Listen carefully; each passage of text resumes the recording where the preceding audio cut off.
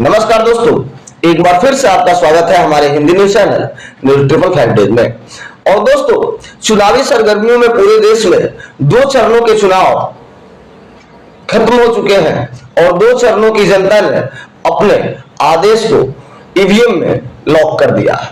अब तीसरे चरण की तैयारी जोरों पर है और विभिन्न जगहों पर अलग अलग राज्यों में सारे प्रत्याशी अपना नामांकन और पर्चा भरने में जुटे हुए हैं।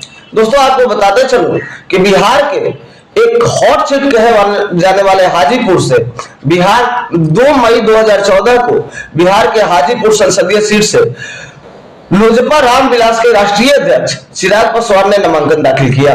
गुरुवार को चिराग अपनी मां रीना पासवान के साथ नामांकन दाखिल करने पहुंचे और उनके साथ पूर्व केंद्रीय गृह राज्य मंत्री नित्यानंद राय, लालगंज के विधायक संजय सिंह मौजूद थे। जब पत्रकारों ने सवाल किया कि नामांकन में आपके चाचा पशुपति पारस नहीं दिखे, तो उन्होंने कहा कि मैंने चाचा को बुलाया था, लेकिन उन्होंने व्यस्तता का हवाला देते हुए आने से मना कर दिया।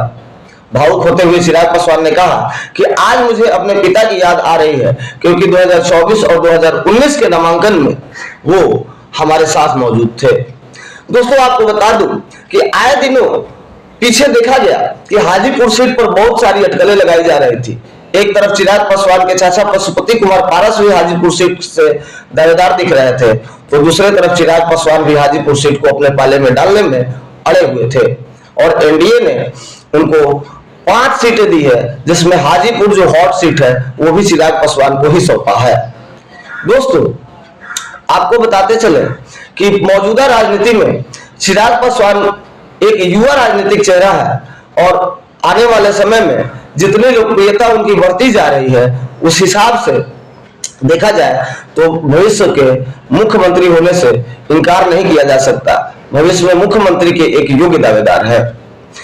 दोस्तों, चिराग पासवान के नामांकन में लोगों की भीड़ देखकर यह पता लगा कि आज इस रामविलास पासवान के बेटे और नए युवा नेता के पक्ष में जनता ने कितना समर्थन दिया है।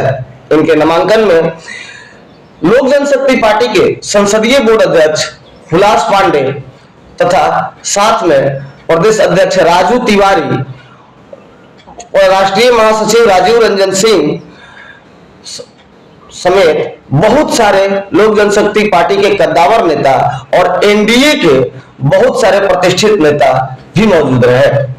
दोस्तों, आपको बताते चलूं कि उसी वैशाली से राजद ने राष्ट्रीय जनता दल तेजस्वी यादव जी की पार्टी ने जो है मुन्ना शुक्ला जी को अपना उम्मीदवार बनाया है, जिनकी छवि हमेशा से एक बाहुबली की रही है। दोस्तों, आपको बता दें कि मुजफ्फरपुर जिला के वैशाली लोकसभा सीट से राजद प्रत्याशी मुन्ना शुक्ला करोड़ों रुपए के मालिक हैं और इनके अलावा इनके वाहनों की लंबी चौड़ी लिस्ट है। इनके लिस्ट में लगभग 40 से भी ज्यादा बसें हैं और राजद प्रत्याशी मुन्ना शुक्ला ने सारी पढ़ाई जिला में रहकर ही की है। मैट्रिक का परीक्षा उन्होंने बीएसई बोर्ड से 1982 में पास की और मैट्रिक परीक्षा पास होने के बाद लगभग 11 साल बाद उन्होंने इंटरमीडिएट की परीक्षा पास की। इसके बाद लगभग 13 साल बाद उन्होंने ग्रेजुएशन की डिग्री भी ली। इस तरह 2012 में हिंदी डिपार्टमेंट से हिंदी में पीएचडी कर बिहार यूनिवर्सिटी से उन्होंने हिंदी में पीएचडी की डिग्री भी हासिल की। दोस्तों, आपको बता दें कि ये दोनों उम्मीदवार एकदम आमने सामने हैं और एक उम्मीदवार राष्ट्रीय जनता दल से खड़े हैं और दूसरे एनडीए के प्रत्याशी हैं। अब देखना यह है कि हाजीपुर की जनता इन दोनों उम्मीदवारों में किसको अपना नेता चुनती है, मुन्ना शुक्ला को, चिराग पासवान को या अन्य खड़े अगल बगल जो राजनीतिक चेहरे हैं उनको। राकेश कुमार पांडे की report, news 555 days, Patna bureau. Kumar Pandey की report, news 555 days, Ayodhya bureau.